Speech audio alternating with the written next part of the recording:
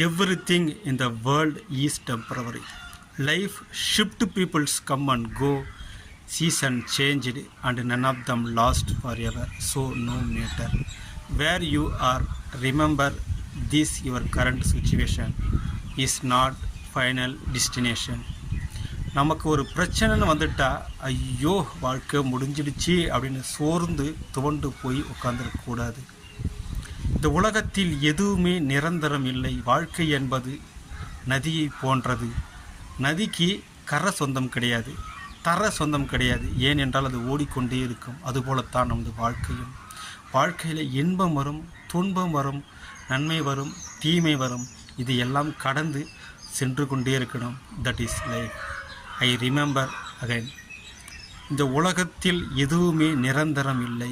வாழ்க்கை என்பது நதியை போன்றது, ஓடிக்கொண்டே இருக்கின்றது. மனிதர்கள் வருகிறார்கள், மறைகிறார்கள். பருவங்கள் மாறி காலம் சுழல்கின்றது. இன்றைய நிலை உங்கள் இறுதி இலக்கு அல்ல.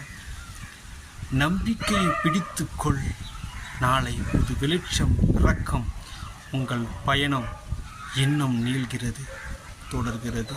நன்றி, வணக்கம்.